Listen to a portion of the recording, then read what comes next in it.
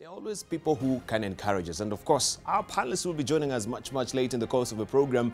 They have stories to inspire you, people who have risen from the ashes, people who of course also have fleeced off money because of Ponzi schemes and some of maybe land schemes in this country. We know of the title deeds, savings that you've been actually piling up for a long time, just going down the tubes. So what do you do next, right? Those are the stories they're going to tell us more, so hang in there with me. Right, we have a lot lined up, of course, also in the newsway, and we will also just begin with the dailies as always, looking at what is on the front pages of the dailies this morning. Let's begin with the Daily Nation. This is your headline today. Uhuru reads riot act to Ruto's men. Powerful position of parliamentary secretary to push Jubilee's agenda. Glows off. Politicians had hoped to discuss parties' health, but President was quick to turn the conversation in his favor, telling them to shape up and pull in the same direction with the rest of Jubilee. This story is tucked away on page 5 of the Daily Nation this morning. What transpired is this. Sources said the team had planned to broach the subject of the health of the ruling party amid fears of an implosion, only to be met with tough talk that they were not towing the party line and should do so henceforth. Dr. Ruto sources said, was in the room when the president read the riot act to the party leaders. The surprise move by the president was yesterday compounded by talk within his inner circle of the formation of a post of parliamentary secretary who will link the executive to parliament. This is what is on the front page of the Daily Nation. And that story, as I've mentioned, is well fleshed out for you on page 5 of the Daily Nation. Graft judiciary on the spot. Multi-agency team accuses courts of being deterrents rather than enablers in corruption war. This is on page 9 of the Daily Nation. Teachers seek stronger voice under Kotu. NAT will have stronger bargaining power at the giant workers' union. This is according to Sosion, and this is on the back page of the Daily Nation today. Right, let's see what the Star holds for us today. Muslim furious over hijab ruling is what is on the front page of the Star this morning. Religious leaders want to challenge Supreme Court decision they term it unfair. Top court overturns ruling allowing students to wear headscarf in church-sponsored schools. The story continues on page 8 of the Star. And this is also a related picture there of what is headlined in the front page of the Star this morning. Students from Mbaraki Girls Secondary School in Mombasa wearing white hijab yesterday. This is a religious obligation, and of course also is a bone of contention right now, which has really sparked a lot of debate as far as religion is concerned, and administration maybe of institution is concerned as well. NLC hands Weston to Ruto. KCAA protest. National Lands Commission has established that DP William Ruto's Western Hotel is built on public land but will not order it demolished. In a decision causing a storm between the NLC and KCAA, the Commission wants Ruto compelled to pay for 0.773 hectare plot opposite Wilson Airport at the current market rate. So this is also bound to also, of course, bring about a lot of debate. If at all it's on public land, then why should it also be put on sale, right? That story continues on page 4 and 5 of the Star this morning. Uhuru Raila hand in Congo president Tshisekedi's victory. This is a story you can follow on page 2 of the Star. ODM NEC adopts decision to kick out rebel MPs. NCPB depots still closed despite Uhuru directive. This story continues on page 30 of the Star this morning. Also, Granny finally gets her land transfer papers. That is a justice for ceremony. Justice was delayed for 3 years, but yesterday it finally was served. I'm happy that God has finally fought for me. 93-year-old Njeri Kiriba told the Star after she won her land battle and received transfer papers. There's a typo there, but that story you can follow it on page 9 of the Star this morning. I want to show you also what we have on the front page of the People Daily, and this is your splash today. Uhuru Cabinet Scorecard. A perception analysis on Uhuru Ruto team by political experts Professor Ngunyi, Herman Wanyora, and PhD shows, and PD, that is not preaching, but PD, that is the People Daily, shows a third has underachieved. This story continues on page 4, 5, 6, 8, and 9 of the People Daily. You have the top performance, and of course this is according to the analysis. That is their faces there from we have Dr. Matiangi, we have also Monica Juma, Henry Rotich, also we have James Masharia, Chesa, Chelugui, Munya, and that is Yatani. These are the top performers and underperformers. The top performers actually are the first three. This is the first four, from Matiangi to Masharia and from Chesa to Yatani. These are the underperformers. So you can read the rest of the story inside the People Daily, and this is according to the perception analysis by Professor Ngunyi, Haman Manyora, and the People Daily. This is according to the paper. Let's just move on and to see what we have on the front page of the Standard. I don't have the soft copy, so I'll try and show you the hard copy, what it holds for us. Mystery of strange order in graft war is what is on the front page of the Standard this morning. Corruption Watch, according to Director of Criminal Investigations George Kinoti and Director of Public Prosecutions Nurdin Haji, some court orders are shielding graft loads from prosecution and dealing a blow to the fight on graft. This is what is on the front page also of the Standard this morning. The story continues on page 4 and 5 of the Standard. Also, glowing tributes to Oliver Mutukudzi. That story continues on page 3. Also, we'll give you details of what is happening as far as immortalizing him and giving him a national hero status in Zimbabwe. We'll give you the gritty details of this much later in the course of the program. Business Daily is up next, and this is your splash this morning. Mastermind billionaire in buyout talks with US firm. Kenyan industrialist in advanced negotiations with maker of Marlboro cigarettes. Kenya's second biggest cigarette maker, Mastermind Tobacco, has entered into negotiations that could see it sell a majority stake to Philip Morris International Inc., the world's largest tobacco company. Sells. The multi-billion shilling deal is expected to include a cash injection into the business that will see Mastermind upgrade its factory to start producing Philip Morris products such as Marlboro, the world's leading cigarette brand. And this story continues on page 4 of the Business Daily this morning. 900 Magadi soda jobs at risk in 17 billion shillings rates row.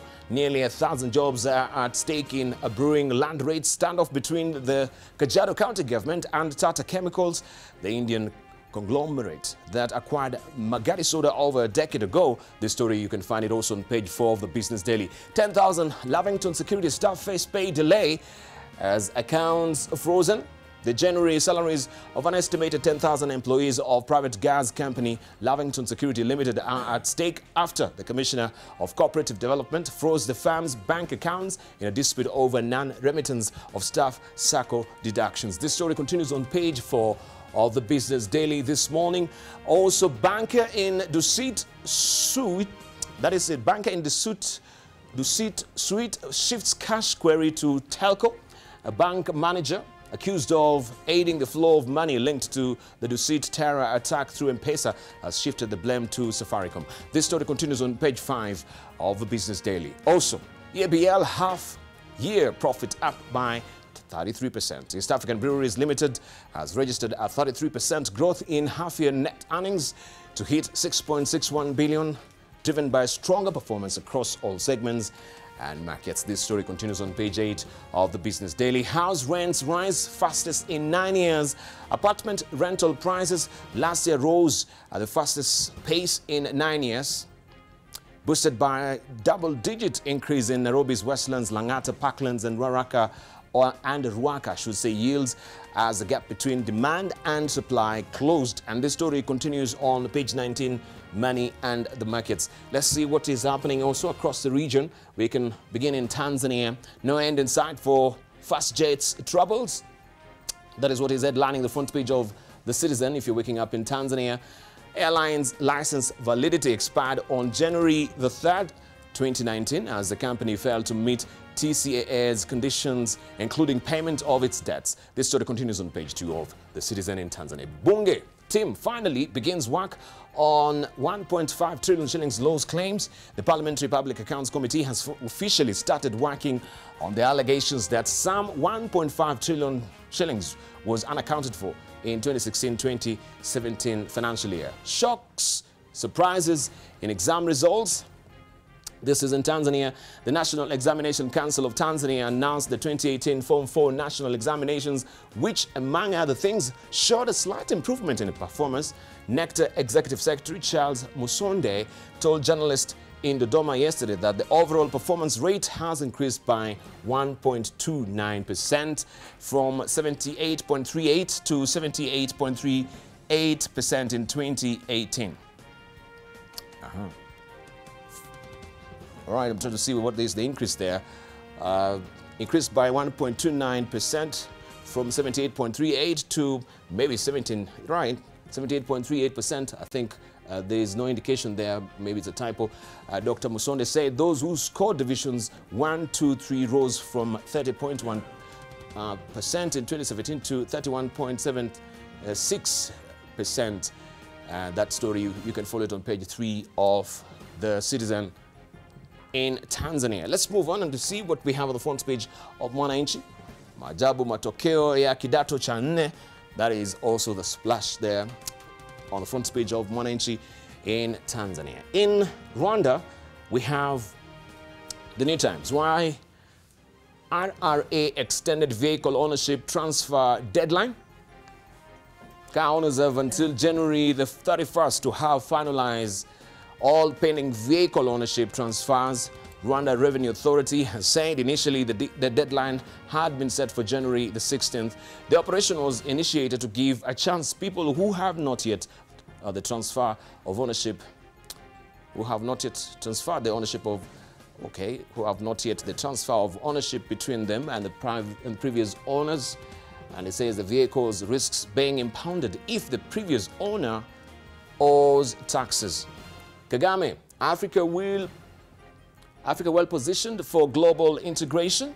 We can see him here. This is President Kagame in Davos, Switzerland, at the World Economic Forum annual meeting session, dubbed Africa's leaders or Africa's leadership in the new global context.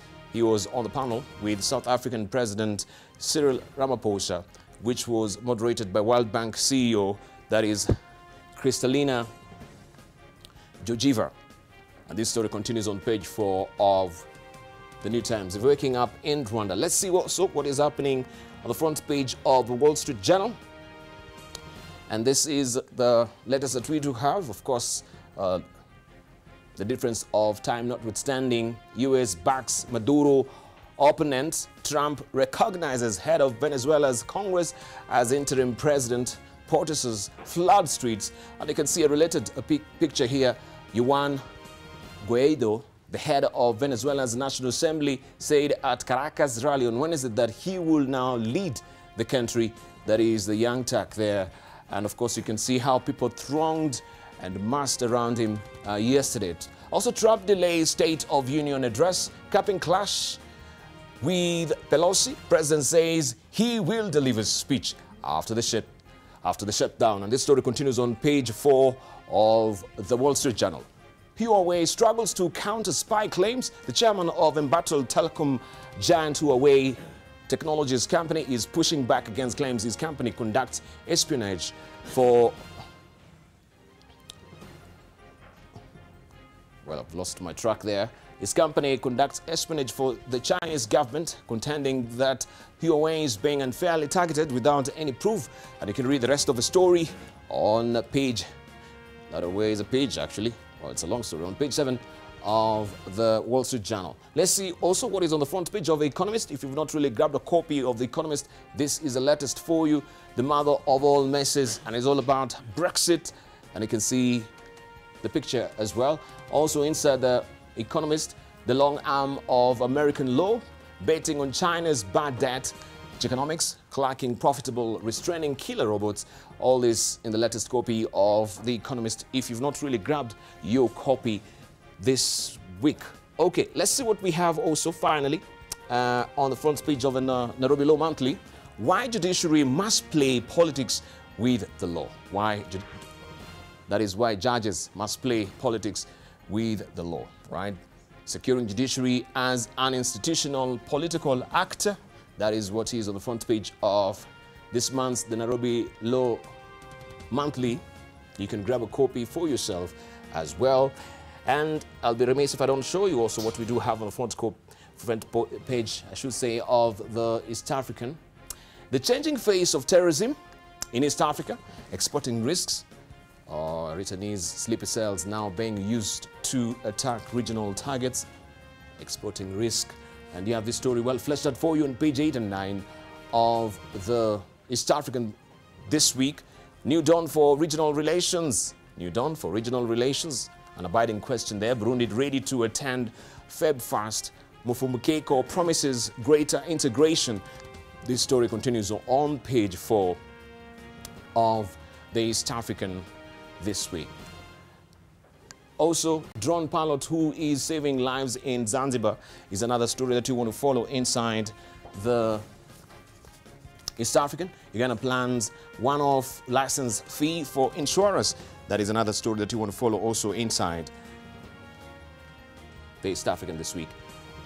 Well, I'll show you the editorial cartoons much later in the course of the program. But for now, why don't you grab a copy of the Daily Nation, the Business Daily, time for Leo as well, for these riveting stories this morning. There we go.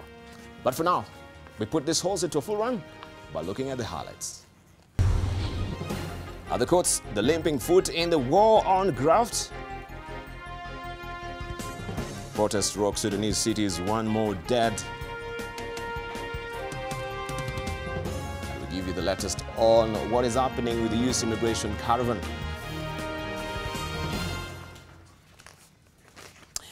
Now, the multi-agency team tasked with fighting corruption now says that the judiciary is still an impediment in the war. The team, headed by Attorney General Paul Kihara, says the word of lenient fines to suspects and conflicts of interest in courts have slowed down the fight. They were speaking during the anti-corruption conference organized by the private sector. 100 shilling bail term for a chicken thief as against a 4 million fine for a 50 billion corruption suspect ought to be a matter of concern for all of us, and especially for the judiciary. We need to own this country. This is our own country. Nobody, not the development partners or any other partners, will help us. We have to help ourselves. We must be honest. We must be people of integrity. When you steal from us, the hospital money, loans money, development fund for all this country, what do you think you are? You are not better than that terrorist you are battling there in the Dusit and other areas. We have to form a national movement against corruption. Women coming together, these sectors to come together under one umbrella. Kenya is blessed with a lot of veteran journalists and editors who have worked and left the newsrooms. We want to find a way of engaging them to come back and mentor the existing journalists to know how to work through the challenges that exist. And that conference continues today. We shall be giving you also that particular development live from Bomas of Kenya today, a wall-to-wall, wire-to-wire live coverage. Both the prosecution and the defense in the Deputy Chief Justice Philomena Mwilu abuse of office case scored a goal each. That is yesterday.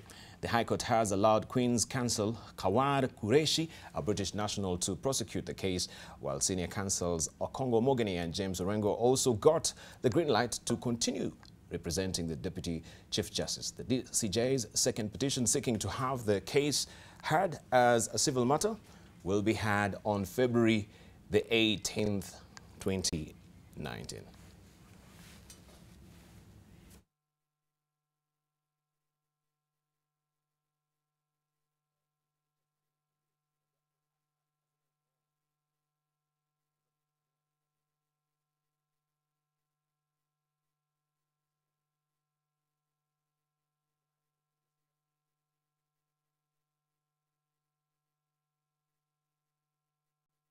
In addition, insofar as Mr. Qureshi paid the Kenya shillings 400 on 5th of December 2018 as admission fee, he meets and the further condition imposed by Section 11, subsection 2 of the Advocates Act. While it is accepted that he does not have a Kenyan practicing certificate, we have already taken the view that it is not required by statute. The petitioner has not told us how the issuance of this special pass violates the Act and the regulations, and we are not persuaded, therefore, that by their submission that there is any basis to fault the issuance of that pass.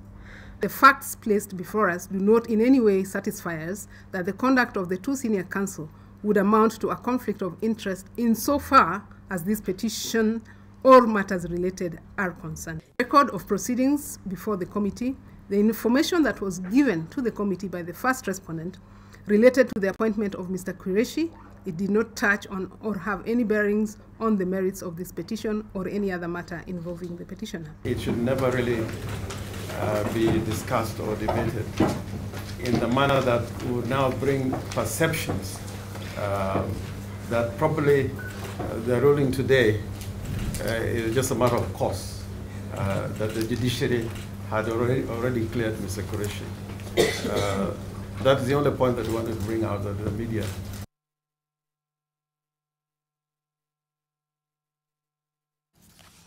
Now, suspect 2 issued motor vehicle insurance for one of the cars used by the 14 Riverside complex attacker. Ali Gishunge is the latest person to be arrested and arraigned in court over last week's terrorist attack. Detectives are also following the money trail of a key suspect who withdrew 400,000 shillings 13 times within a day at Diamond Trust Bank, Eastleigh branch.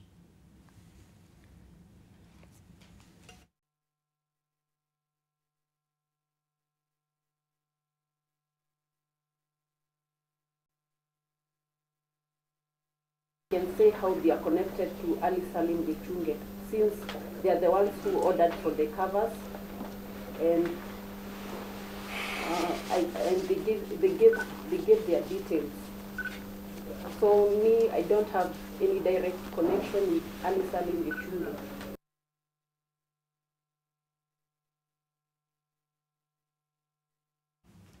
Now, the Kenya Private Security Workers Union has welcomed the move to arm private guards.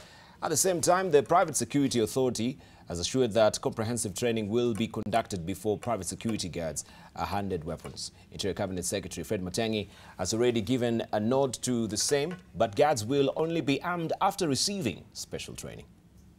If you cannot protect yourself, then you have no business of protecting who? Like land or property. Now, instead of leaders contributing, supporting Dr. Matiang'i in his efforts, and the CEO, they are talking negatively about arming of the guards, and that they think the private security officer diluted in terms of their professional. As government, we have seen the weak point that we have in the counter-terrorism strategy is basically the private security industry. We are not going to arm a guard who is guarding a residential home. We are going to do security assessment on areas that are high-risk targets.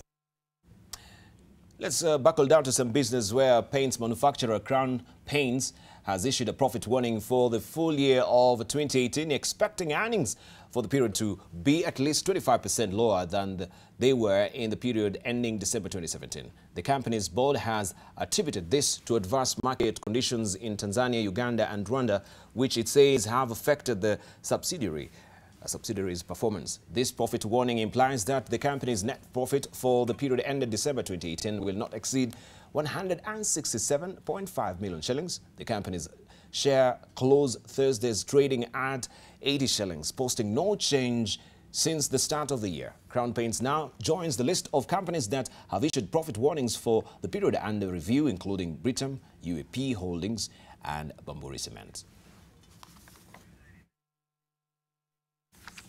The National Treasury raised 38.5 billion shillings through the 2-year and 15-year bonds floated earlier this month, mobilizing 96% of the target 40 billion shillings. Unlike I should say, the trend witnessed for the better part of 2018, the two bonds on the whole attracted high appetite from investors, with bids received exceeding the amount on offer by 155%. Important to note, however, is that Whereas the 2-year bond posted in over subscription, the 15-year bond reported low appetite, attracting bids worth 63% of its target amount. The period of sale for the two bonds opened on the 2nd of January and closed on the 22nd. The prevailing macroeconomic conditions are creating a favorable environment for a slash in the central bank's benchmark rate in the near term, with the first Monetary Policy Committee meeting for 2019 set for Monday next week. A section of analysts see room for a slash in the benchmark rate, which is presently set at 9%. Inflation and the exchange rate are anticipated to be at the top of the agenda during the Monday meeting, both of which have shown favorable trends in the recent past. Despite this, the rate cap is still viewed as a key challenge the central bank will confront in arriving at its decision, with the question of constrained lending to the private sector being one of the key sticking points.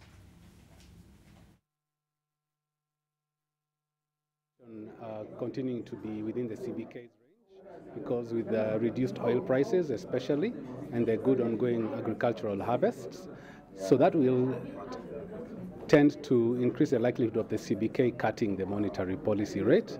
CBK, the second factor is private sector credit. The central bank is keen to expand private sector credit this year. So I think those two factors will increase the inclination of monetary policy to be accommodative this year. However, the rate cap remains a constraint. On the international scene, it was a false start for DR Congo's new president, Felix Tshisekedi, after he was taken ill.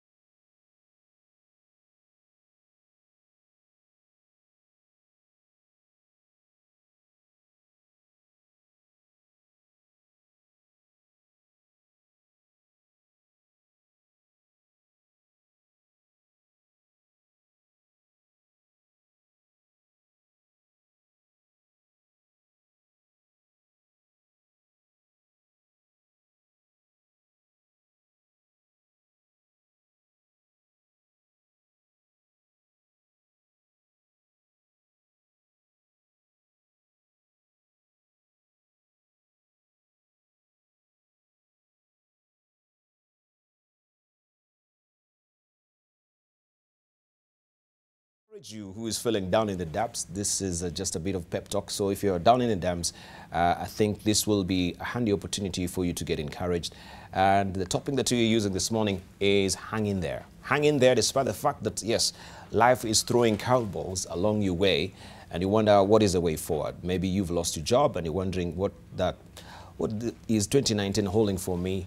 Maybe also you're facing, right, the divorce papers, and you're wondering what will be next for my children, all right, now that I'm actually in this sort of a mess that I've put myself in. What is the way forward? So life has many challenges, and we wonder, how do we navigate these choppy waters sometimes? Allow me to introduce our panelists who are here this morning to talk to us, and to just give us an encouragement this morning. We have with us Professor Dominic Mwenje, who is the CEO of Mater Hospital, also an educationist. He's here with us this morning. Also, we do have with us Mary Mukindia. She is an executive coach, and of course, she will be here to encourage us and give us also a pick-me-up talk this morning. We have Liz Wanyoike. She is the founder and CEO of Nairobi Institute of Business Studies and also the proprietor of Emery Hotels. We shall be talking to her as well. And we do have also the founder and also the CEO of Optiven Group. This is George Washuri. And of course, he'll be telling us more about his life as well. And we're eagerly waiting for Dr. Oliver Kisaka to join us, who is the CEO of Korat Africa. This is much, much later in the course of the program. But I welcome to you, ladies and gentlemen. Good morning. Good morning. Good morning. Good to see you. And it is a good Friday. And I just thought today will be a very handy opportunity for us to share with Kenyans our lives, where we're coming from, how it has been for us. We know they always say that life is not an exact science. And of course, it's not a linear sort of line or a linear projection. We have it zigs and zags, it flops, and of course, flip and flop. So we have this ebb and flows about life. And for many Kenyans, maybe who are facing the new year and wondering what is the way forward for me, nothing has really changed. It's the same cookie cutter, you know, it's the same job, it's the same maybe spouse, for that matter. And of wondering, oh, what do I do? Yeah, and many of them maybe they're in the mire right now. They're facing, you know, the divorce papers. Many are also ill. Many are lacking, you know, a place to eke out a living because they've lost their job. They've lost their jobs as well. So the question will be, how do we encourage this person in the morning? That's, yes, we don't want to just wake up and we have all this talk about politics, all this talk about economics, you know, things that sometimes really go way over our heads. We want people who speak to our hearts, to encourage, to uplift, and that is, you know, the main gist of having the Leadership Forum every Friday, where people can be encouraged. So we're eagerly looking forward to you speaking to us and encouraging us this morning. We'll give you an opportunity on the lectern to do that much, much later in the course of the program. But just to set the tone for the conversation, just briefly, we're using this subject this morning, hang in there. What really comes to mind when we say hang in there? Professor Mwenje. Good morning, Debarl. When tell somebody to hang in there, there's something in the background that we call hope. Hope. Mm-hmm. And the hope is that slow burning flame that is within you, mm-hmm, that tells you, I'm not a quitter, I'm not going to give up. And it really keeps you moving from one step to another. Yes.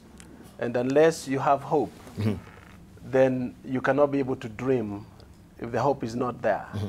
So we have to combine hope, spirituality, the power of prayer, mm-hmm, and a very stubborn desire to succeed. Mm-hmm. So when you have those combined, and you do what it takes for you to succeed, otherwise hoping alone by itself is not enough. You have to have hope. At the same time, you have to have faith, both in yourself and in God, to make things work. And that's why those of us in positions of responsibility, yes, when you see those who work for us and with us, and those who are seeking opportunity with us, mm-hmm, it's incumbent upon us to try as much as possible to enable those that are with us, that are less fortunate than we are. Mm-hmm. And if we fail in that respect, yes, then we are not helping our fellow Kenyans.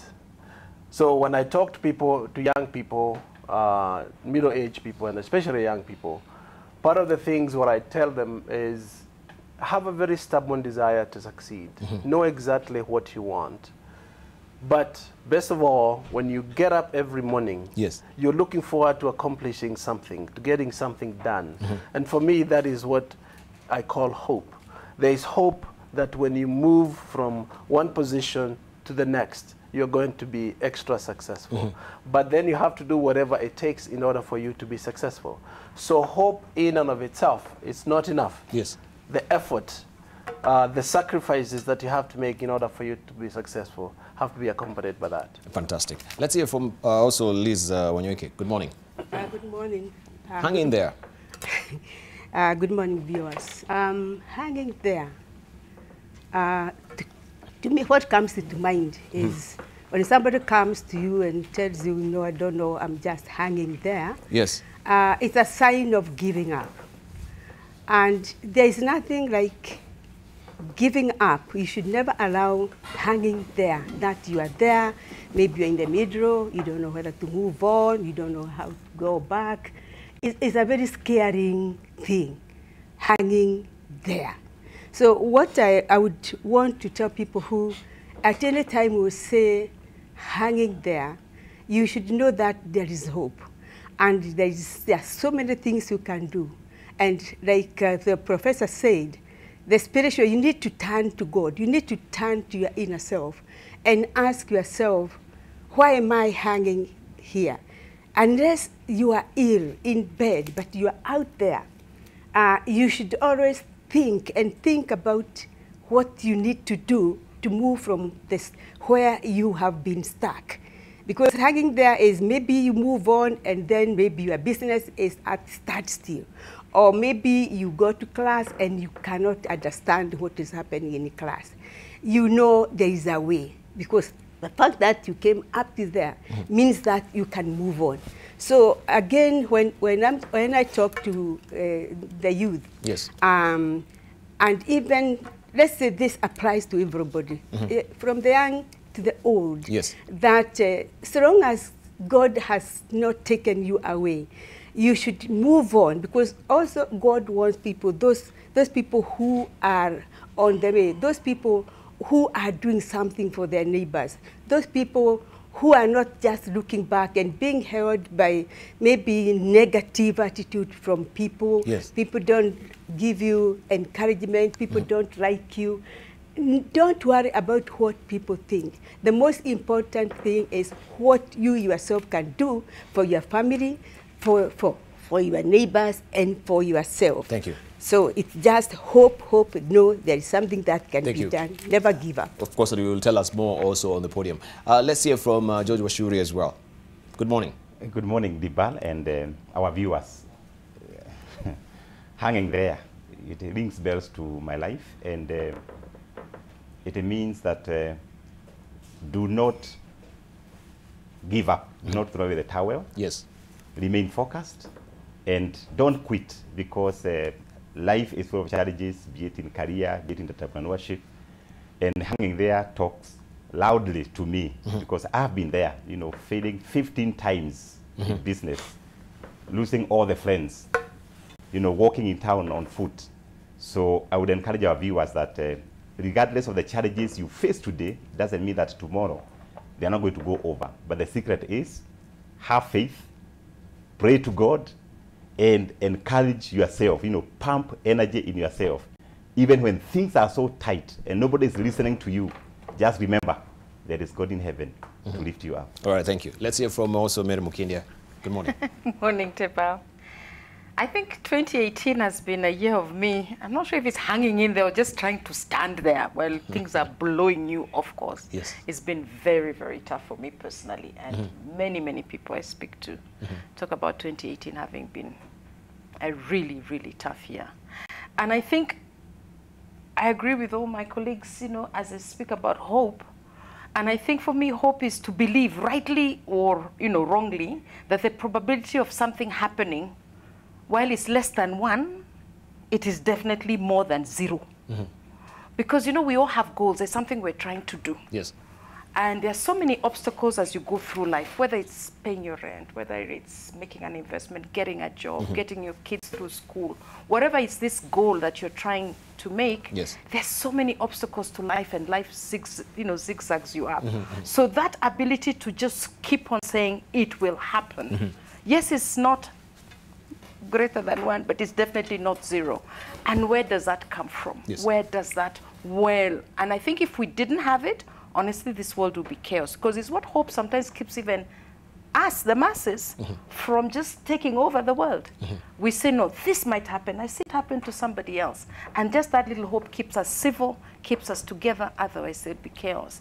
And I think for me, my Christian, you know, and my belief in God gives me hope. You know, Jeremiah 29:11 says, for I know the plans I have for you, plans to prosper you, and plans to give you hope and a future. And that's the role that religion plays so importantly to say, do you have a meaning to life? Fantastic. Do you have a goal to life? If you do, then you have that hope that you'll accomplish it.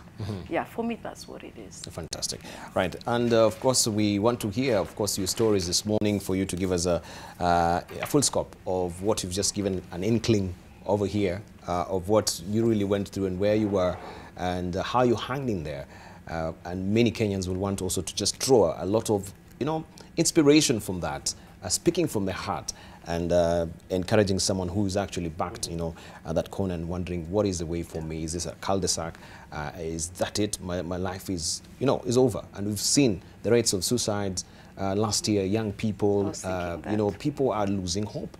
And they need people who they can look up to and say, if he said that, just for only one word, can actually make a difference in someone's life this morning. So I want just to lay down the rules this morning, just a tender reminder of what we do have and what we do normally on Fridays. Red card, yellow card, just for the sake of keeping time. My bell is away. I don't know where my bell is, but I'll get it momentarily. I'll just be also tolling the bell for you to just make sure that you don't go overboard. So each of us we have 6 minutes. Right, so you can just walk over to the lectern and talk to us. Remember also you have your mic that you're tethered to, so don't stand up and just walk to the lectern. You might trip over the wire, so just make sure you just remove it, then you go to the lectern. So my yellow card is just to show you within the 6 minutes, when you're on the 3rd minute, I'll raise it up, just to tell you you have 3 more minutes, and when I raise the red card, you should be winding up, right? So if you go now beyond the 6, I will ring the bell. Professor, we will begin with you this morning. Okay. And of course, you'll head over now to the lectern and talk to us about hanging in there, just to encourage Kenyans this morning and people who've woken up this morning and they're feeling they're down in the dumps. Yes, is there a source of inspiration that we can hear from Professor? And I'll just give you a snippet of who he is. Professor Dominic Mwenja has been an educationist, an entrepreneur, and as a consultant for over 28 years in the United States, Asia, and Africa. He holds a doctorate in business administration with a specialization in strategic management from Alliant International University in San Diego, California, an MBA and a BSBA in business administration from Murray State University in Murray, Kentucky, USA. And as a professor of strategy, Professor Mwenja has taught at all levels of higher education, from undergraduates to doctoral degrees programs, specializing in strategy, governance, social networks, organizational change and development, change management, leadership, entrepreneurship, and other business areas. He has supervised over 60 doctoral dissertations, both as a chair and a committee member. Currently, he is the CEO of Mater Hospital. Professor, you have 6 minutes beginning now. Thank you. Thank you, Debarl. Thank you, panelists, and good morning, Kenyans. I think when I do the introduction, I also forget that I'm also in education. I'm the founder of Miramar International College, and it's nice to see Madam here from NIBS. We are absolutely.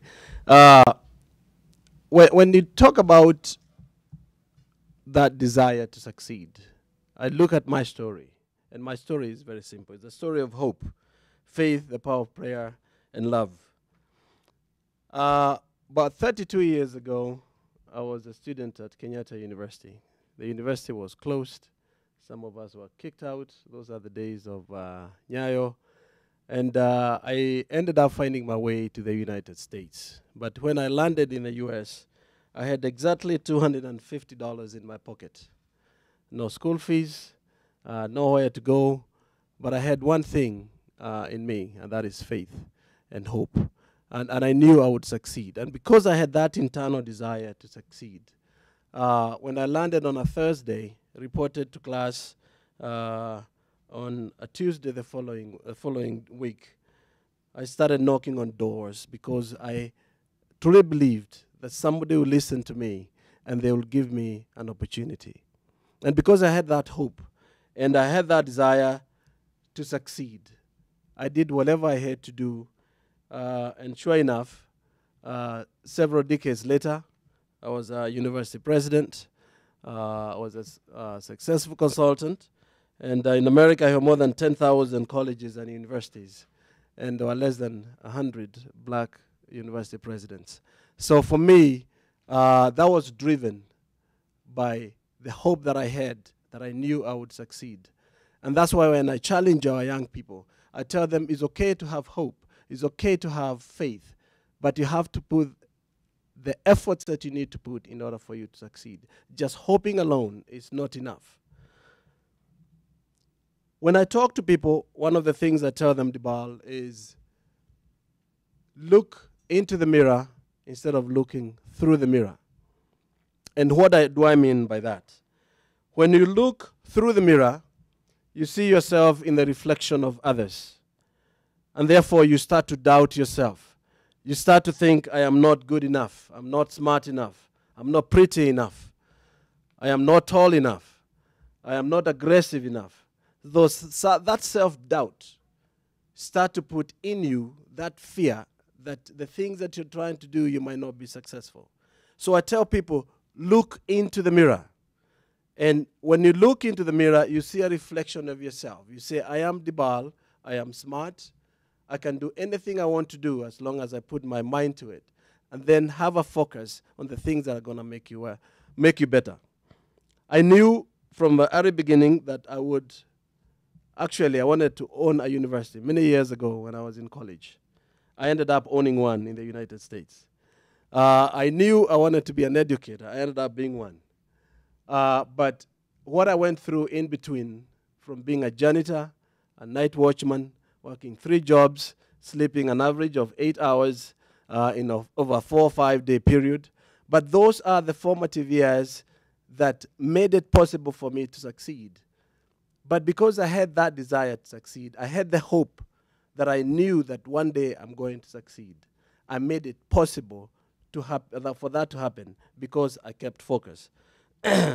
But for us in position of authority, we have to make opportunities available for the young people. Because we can tell them to hope all they want, all we want. But if we are not providing opportunities for them, then that preaching that we do is not going to be effective at all. At the same time, I challenge our young people to have a strong work ethic. Because without a strong work ethic, you're not going to succeed. And I hear people talking about hustling and all that. Even a hustler needs to have a strong work ethic.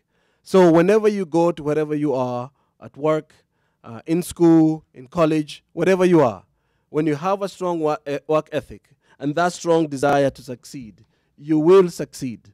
But these 4 things are important: hope, faith, the power of prayer, and love. Don't underestimate the power of the presence of love from those in your family, those that you work with, and those that care for you, and the love that you give back to those that you care for. With those 4 ingredients and a strong work ethic and an opportunity is a path for success. Thank you. So much, Professor Dominic Mwenja, who is the CEO of Mater Hospital, speaking quite movingly, of course, to encourage us this morning. Looking into the mirror instead of looking through the mirror, right? And do you have a strong work ethic, right? You're seeking for a job, and many a times you've been turned away because maybe it's your work ethic. So he says these 4 ingredients are very important for you as well: hope, faith, prayer, and love. So we've had his story, being a janitor, a watchman, to where he is right now. We always see the cream, but we don't see what happens beneath the cream. So we'll get to hear more broadly from him much later in the course of the program. But for now, we want to also welcome on the podium George Washiwuri, who is the proprietor and he's the founder and CEO of Optiven Group. He will tell us his story. And for them that have been conned before, he's actually one of the person that can encourage you of how also he was once, of course, a fleeced of his money, his savings, and that was a heart-wrenching situation in his life as well. George Washiwuri, welcome to the podium, and you've got 6 minutes beginning now. Thank you, Kenyans, thank you, viewers. And this morning is extremely humbling to encourage somebody out there as George Washiwuri. And I remember this topic of hanging there is very sound to me, because I remember when I was young, 7 years old, I lost my father. And my mother was very poor and deserving, not educated. But by the grace of God, she was able to educate all of us, the 8 of us. And going to school was not easy. You know, I went to class 8. By the grace of God, I passed. Going to high school, you are in school, half you are at home. Going to the university was a nightmare because I was sure I would not finish.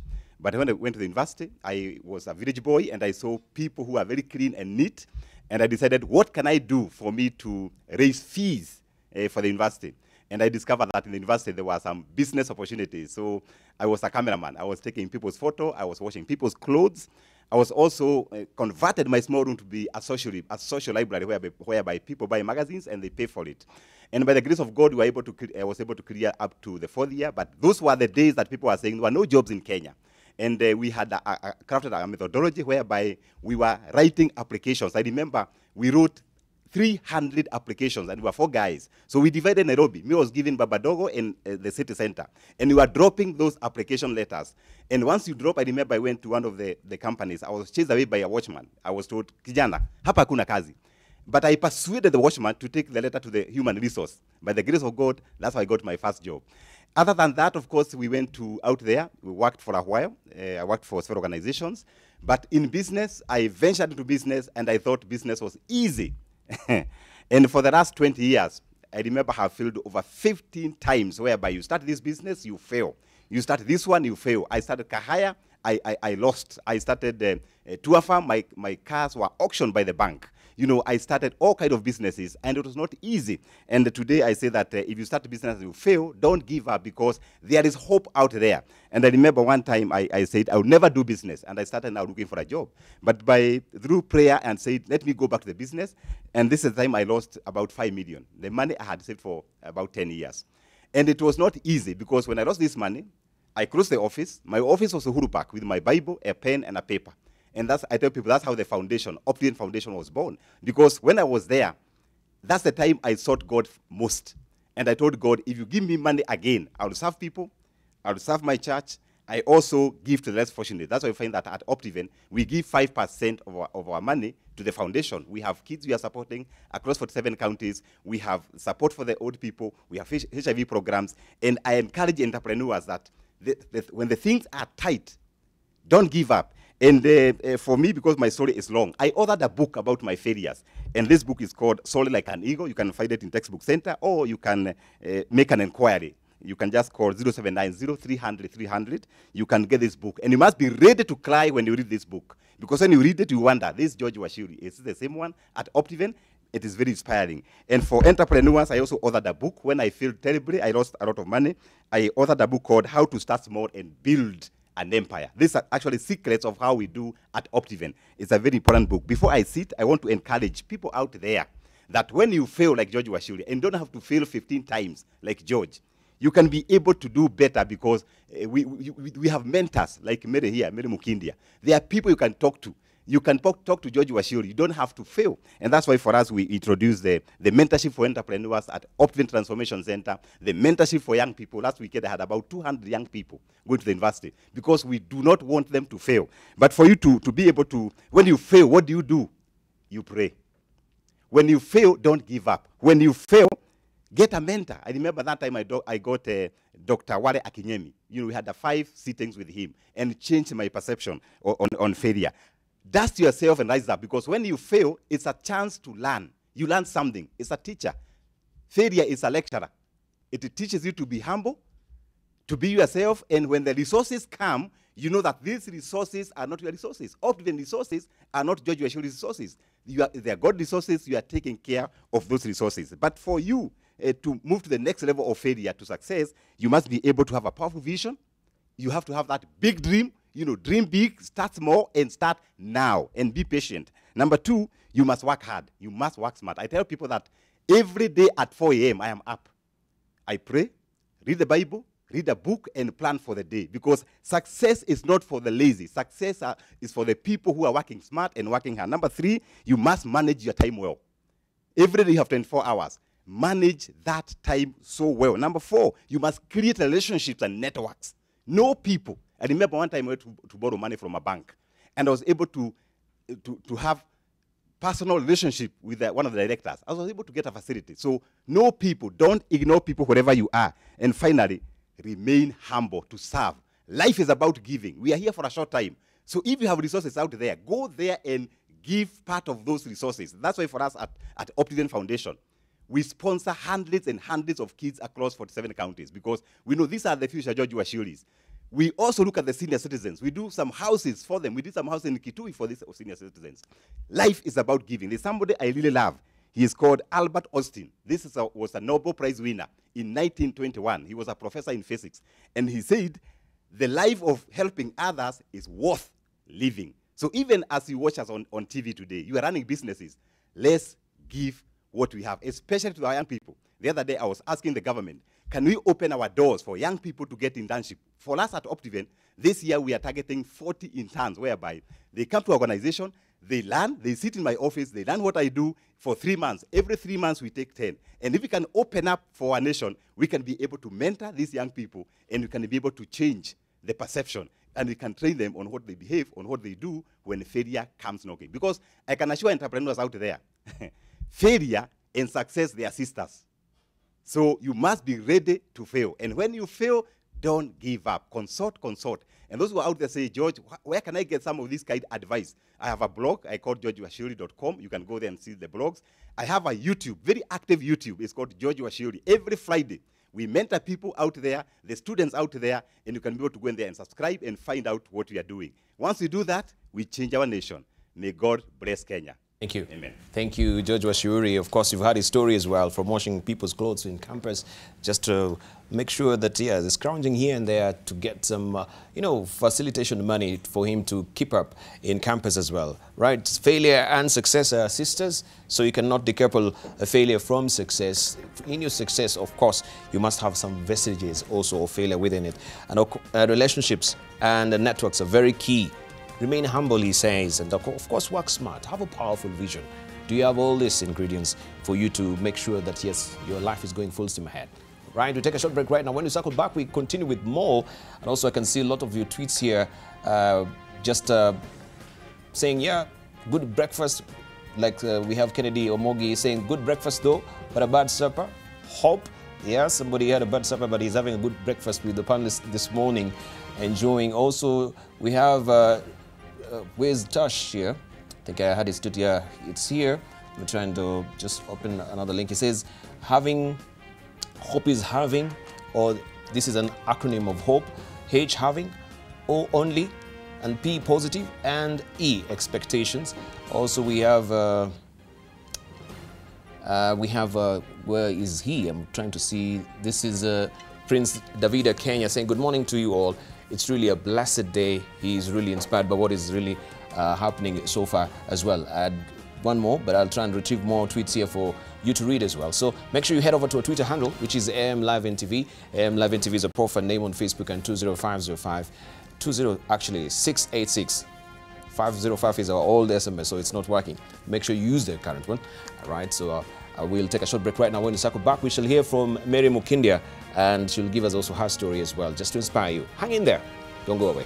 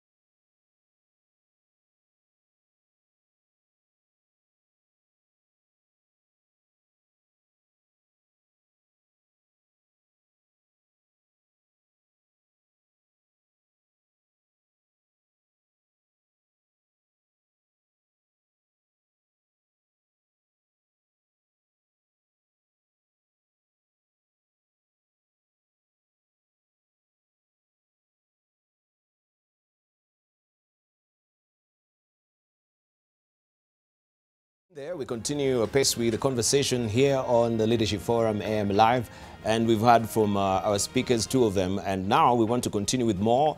Up on the podium we have Mary Mukindia, and she is an executive coach, and she's going to take us through also her journey as well. She was in the oil sector, one of the women that we know. She was first out of the gate also when this was presumably, if we should, the preserve of men. So Mary Mukindia, we've got 5 minutes, 6 minutes actually, beginning now. Thank you, Debarl, and my colleagues. This was fun listening to Professor and also to George. It's very inspiring. I think I'll start with what this, Debarl, is your excellent forum. This is a leadership forum.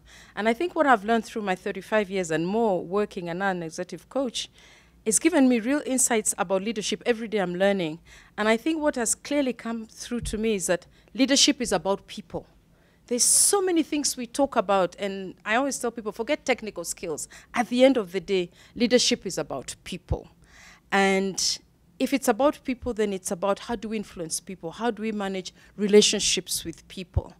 And therefore, if it's about people and leadership, about people and managing relationships, then how are you able to inspire your people, work with your people, give directions to your people, and know them truly inside so that you can accomplish what you need to do. So for me, as I started thinking about hope, the first thing is that, as a leader, whatever I'm doing is that I understand that, in this hope challenge world, giving hope is an obligation for us all. As a mother, as a teacher, as a brother, the sister, there's so many things that happen.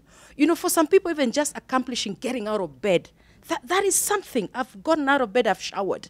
That is something major. I've smiled today at somebody. I've been able to go out, and because it's complex, it's multidimensional, it's the one that's helping you achieve your goals. It is a complex issue, but it's based on reality. And we know that there are high hope individuals and low hope individuals. And we know that somebody with hope is easier to accomplish. It's able to pull ahead than somebody who's hopeless. Somebody who's still got hope, you can be able to push them there. So for me, I always say that, hope is an optimistic attitude of mind and is based on an expectations and a desire. And that's why I say that it's less than 1, but it's greater than 0. And it is saying that I am hoping something in the future. Hope is a future thing. It helps me be able to push into my goals. Why is it so important? I think that if you don't have it, you become helpless, you become powerless, and you're not able to achieve the goals and live your life. And you've talked about suicide. I actually have somebody that I know that committed suicide. It's still a shock for me that you can have high-powered people who look successful, who look like they have their life put together, including myself, and yet we're going through so many issues every single day. What is that thing that helps us, give us hope? And that's what I was saying. It's everybody's obligation, it's every leader's obligation, and leadership starting with the self, in the home, in the school, and at the work. I know that, for example, myself, and I'll go on a personal issue, I lost 2 children. I lost one. My child was born, my son. I went home. 2 weeks later, I lost my son. A year later, I said I would try. I tried, premature, hospital 10 days, emergencies, not breathing, brain damage. The child died. And I literally had no hope.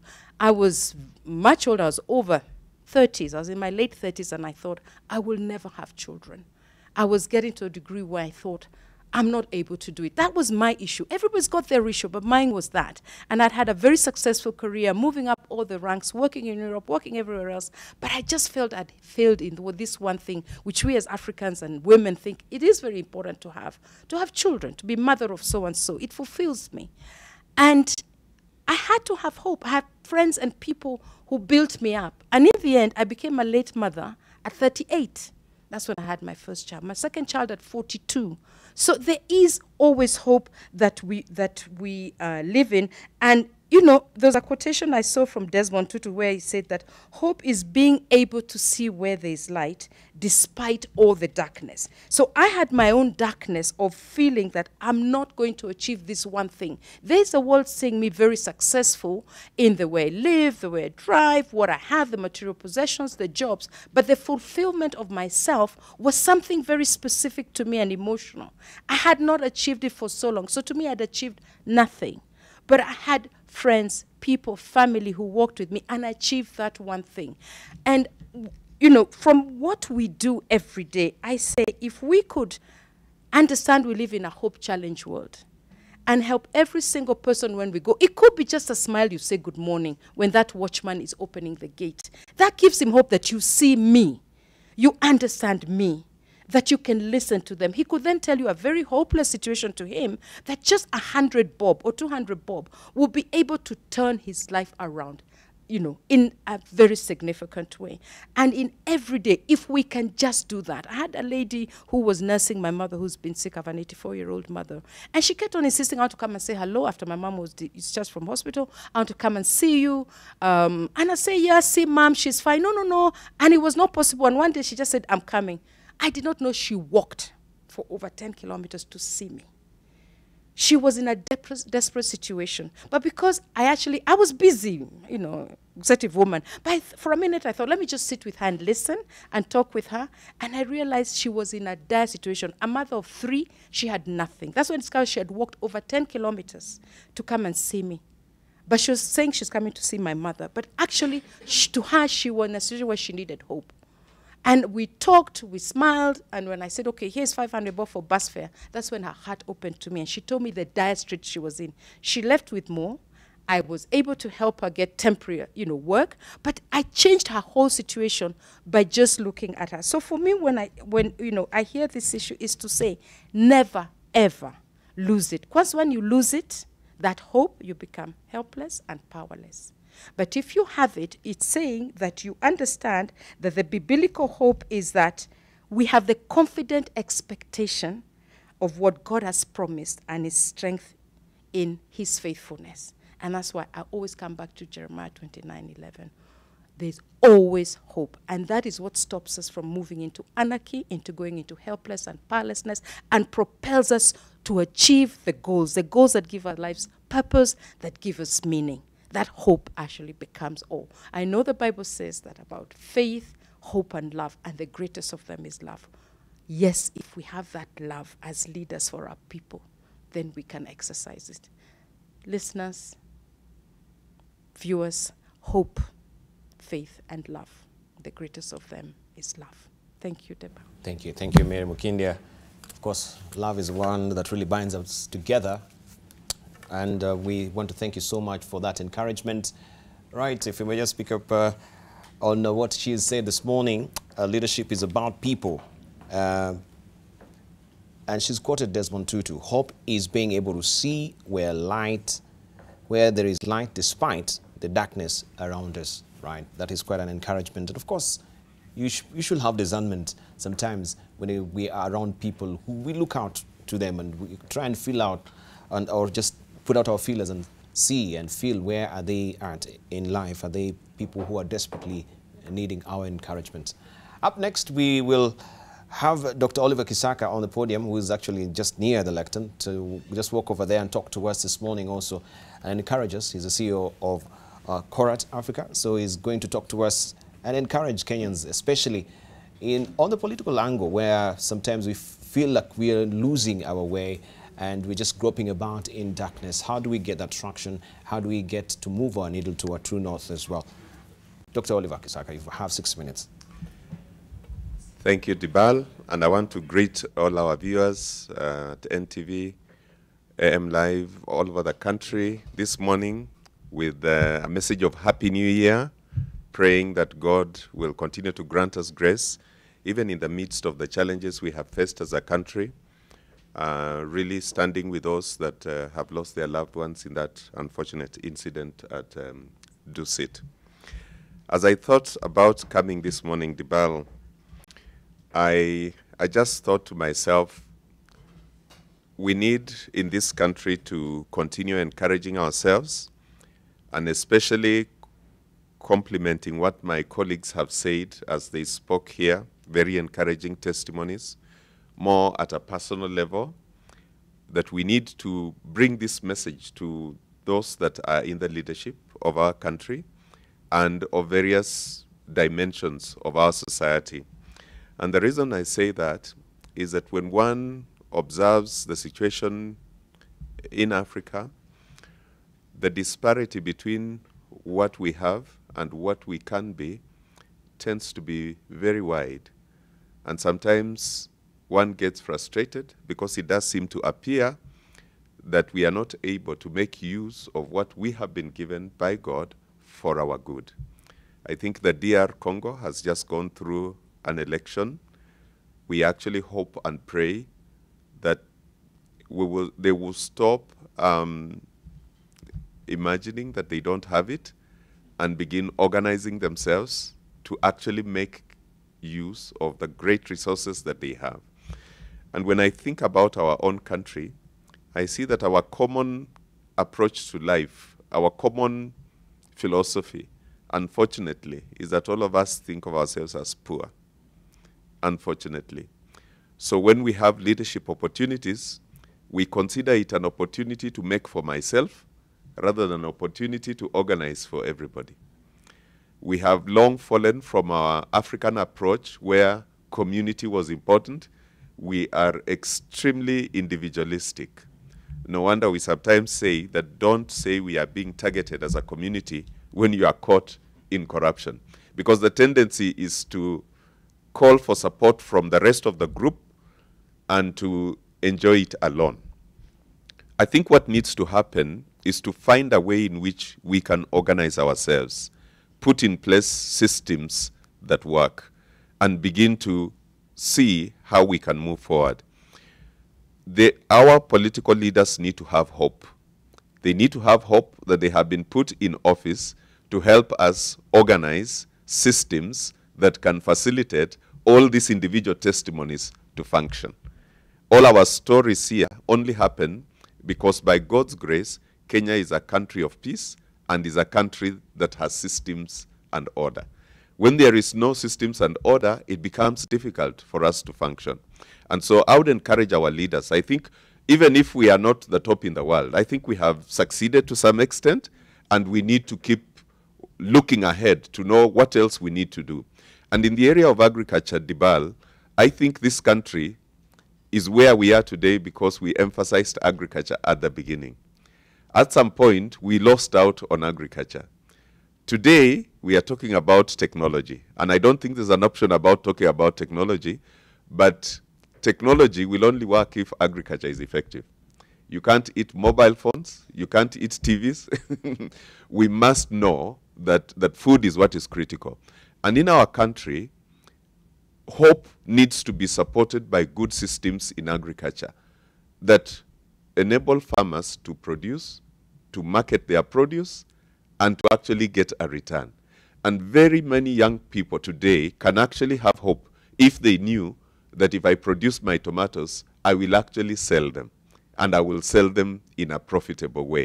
So it's an invitation for us to go look beyond ourselves, stop thinking only about who we are and what we can be, and start thinking about why God has put us in those positions of leadership and what we need to sacrifice and organize on the behalf of our nation, so that then everybody has a chance to plug into the economy. But I am encouraged because this word hope, as my sister has just said a while ago, is an attitude. It's an attitude you have that today's circumstances will actually change, and they will change for the better, and that I will keep trying. I mean, to have failed 15 times and to be here, I'm just amazed by that story. Because then you are saying, today is another bad day, but tomorrow will be better. Today is another bad week, but tomorrow will be better. I have learned that there are two important things for the person who knows God and knows that he has been created by God. First, that problems and trials are not a hindering wall, they are stepping stones. The human being is different from all other animals. Elephants, I'm told, are very clever, but if you observe them, they walk through the same path every year, going to the same waters to eat the same grass and trees and walk back the same way. Human beings are not like that. We are the people given creative ability by God to solve problems. So problems are not a hindering wall, they are an opportunity for us to exercise our creativity and to come up with solutions. And today morning, all the people, including myself, have an opportunity to generate solutions to the problems that we face, and in the process, create opportunity for everybody to plug in. The other thing that is absolutely amazing, and this I can actually bring from the testimonies I could tell you this morning of over 250 people that we have talked to. Honest work at whatever level is blessed by God. At whatever level, honest work is blessed by God. When you earn, don't eat it all. Give back a tenth to God. Give back a tenth to God, or to the weak in society, or to those who are in need. Give back. Giving, if everybody in this country becomes a giver out of hard work, we will solve corruption in 1 week. Thank you, Dr. Oliver Kisaka. And of course, we shall be also drilling deeper on the issues of corruption and political will. Where we can see also, just to remind you that there's a conference ongoing, and the people are looking on various ways on how we can tackle and stanch this flow of corruption in the country. Right now, we want to introduce to you also Liz Wanyoike. She is the founder and the CEO of the Nairobi Institute of Business Studies, and also the proprietor of Emery Hotels. And I want also to just flag up this particular picture that last year she was the EY Entrepreneur of the Year, and she will tell us more about this particular feat. And we can see her here, of course, being given that award, standing together with the First Lady, Margaret Kenyatta, and other proprietors as well. So we'll get to hear from her story as well, how she started and how also she's hanged in there. We've got 5 minutes beginning, 6 minutes beginning now. Thank you. Good morning, Kenya, once again. As I start, I want to quote what our friend has just said when you left here, that honest work is gifted by God. When you are doing your work honestly, God will definitely see you. Something else I want to mention before I run out of time, because I talk a lot. My life is long, it's not a short life. And is that what also has kept me going and keeping me strong is forgiveness. I forgive the worst. You may have done the worst thing in this world, but I always forget it and forgive. And that has left me the way I am. And thank God, and I want to continue forgiving and forgetting, because enemies will follow you up to the last day in this world. This is a world of temptations. This is a world whereby you come across very many friends and equally many unknown enemies. So thank you, and please forgive. My life is long, and I've walked through, I can say, 4 stages of life. I grew up in a village and where my father was absent, detained, and as such, we were brought up by our mom, who was a peasant farmer, and we were 10 of us, and we struggled, even going to school sometimes without school fees, and we managed to do that, and I thank God for that. Then after that, after I finished my education, I'm a teacher by profession. I finished at Kenyatta College, Kenyatta University currently.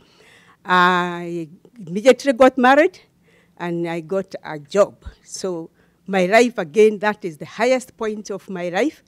It was like from rags to riches. I can say, richness is getting satisfied with what I was driving, a red BMW and all that. And for many years, I really enjoyed, and I was in a comfort zone. It was my time when I brought up my children, and I was comfortable, but I still had that inner thing in myself that I wanted to share whatever I have, the little I had, with other people. I was still helping people, and I was managing an institution, and it was a nice life, and I was very happy. Then things went haywire. I lost the business, my partnership broke, and I went back to the streets. And this is where I found the worst challenge in my life. I didn't know what to do. I lost my red BMW. I lost everything. And I had to start all over again. The other thing I want to tell you young people, people of all ages, that the people who you move around, your best, can either bring you down or lift you. Fortunately for me, I had made some very nice friends, and these friends were there by me. Even when I lost everything, they were there with me, and we sat down, and what I used, and I keep on repeating this to my students, was my education, the papers I had in my pockets. I still had my teaching. And you know, as a woman or as a man, there's one thing that nobody can take away from you, and that is what you have in your head, your education. That one can take it. Your riches can be taken. Your car can be taken. Your children can be taken away from you. But what you have in you and how you behave and how you do your things, nobody can take away from that. And that is what I maintained. And that's why I started NIBS Technical College, by then NIBS Institute of Business Studies. And God blessed it because I was being honest. The aim was not to just grow myself from the word go. The aim was to have an institution that will uplift other young men and women out there who were in the situation I was in. I always remember where I grew up, and I always remember how poor we were. And when I see poor people when they're out there, I know there's potential. If I didn't get the opportunity I get of getting education and also having a nice life, I would never have known this. And that is very, very important because that's why I'm always with the common person. My life is not high up there. My life is with the people who need me. And when people ask me, how come you don't play golf, you don't go to those places, I tell them, no. You know, those people, they don't need me. They don't need me. They don't, my club members don't need me. The people who need me are the people down here. And these are the people who have given me the happiest lives of my life. Now, as I get where I am, so now I'm at that stage of where I'm struggling and growing up and in business. I never gave up, and I used what I had, and I used it well, and I knew I had to go back. So hard work and working smart is what I used, and also not being selfish. So my life from that time has been okay, I can say. I have helped so many people. I have been out there. I have employed over 350 people. And with those people, I have managers, senior managers who do my work. And this is why I get time to move out, to do whatever I can do. And I can, my last one is, because I say I can talk on and on, is please never, ever give up. There is a lot in store for you. Just ask God, and will give you. If you ask God whatever you give, He never, ever deny you what you request, but you must work towards it. Thank you very much. Thank you, Kenyans. Thank you very much, Liz Wanyoike there. We really do appreciate hard work and working smart. Are you doing all this? Let's settle down and just see now this story in broader perspective. And therefore, we'll also get to hear from you some of your reactions on Twitter as well. I'll be able to read them out and hear what you have to say in regard on what we're talking about this morning. I hope you're getting encouraged. And we want just to go now and get granular with what you were telling us from the lectern. And we began with Professor Dominic Mwenja. If you're joining us, he's the CEO of Mater Hospital. And he told us of how he began his story. We always see, you know, the beauty of the duck swimming on a pond, and we admire, but we don't see the hard work where the web feet, you know, they're doing the hard work beneath the pond, trying to make sure that they stay afloat. And Dominic, you said you began as a janitor. We way back in the United States. We can only see you as a CEO, but we can't see the janitor in you. All we see is a CEO in you. But tell us more about this janitor boy that we never knew, to encourage someone that sometimes in where we are, people are a bit gun-shy to take these jobs because they feel, no, I hold a degree, I hold a master's. How can I just bend down? I've gone to school. I can't just be now washing toilets or being a guard, a watchman, or washing clothes. That can't happen. Thank you, Debarl. When I arrived in the United States, in today's money, I had 225,000 shillings. And my whole idea, I knew I would support myself because I had a good work ethic when I was growing up. I had a very loving mother who gave me the foundation that I needed to succeed. So part of what I knew I had to do was to find money to pay my school fees, to find money to pay my rent, to find money to pay for food, and to find money to, as a college student, to do the little things that college students do. And because I didn't have any money, so I decided to work, and I worked very hard. You've never had someone working 3 jobs. Yes, I used to work 3 jobs and go to school full-time. I would work from, in the morning, I would be in class from 8:30 to about 2 p.m. At 3, I would go to work. I'll leave work at 3, at 11, then from 11 to 7, I'll be a security guard. I'll be in my room about 7:30. I'll sleep for an hour. 8 o'clock, I would get up. By 9, I'm in class. In other words, I slept an average of 1.5 to 2 hours every day. And I did that for 4 years when I finished my undergraduate and my graduate program. And no hallucinations at all? Absolutely. No, I discovered those days, there was some medicine that kept you awake. They were laced with, what do you call them? It used to be called Vivaline. Oh. It's I was just hoping it was not marijuana. No, it's not marijuana. Sometimes it could be. Vivaline was like one pill had like 10 cups of coffee. So it would keep you up throughout. But I had to do that in order for me to make enough money to pay school fees. At the same time, I had my mother. I need to find a way of sending her some money when I was still here because she supported me throughout. Yes. But because of that and the dream that I had, and that's why I like when I listened to Miles Monroe, and he says the richest place on earth is the graveyard, because in that graveyard there are dreams that were never actualized. In that graveyard there were books that were never written, there were businesses that were never started, there were professions that were never actualized. And that's why I tell people, dare to dream. But when you dream, do whatever you need to do in order for you to achieve your dream. Don't just dream and don't put the effort that you actually need to put. The other thing that I like to tell people is I draw from the chaos theory. In chaos theory, where everything is mumbo jumbo, everything's all over the place and there's no order. And I tell people, in the midst of all the chaos in this world, look closely, pull back, and observe. Once you observe, you will recognize the order. Once you recognize that order, take time to reflect and find your space in that order.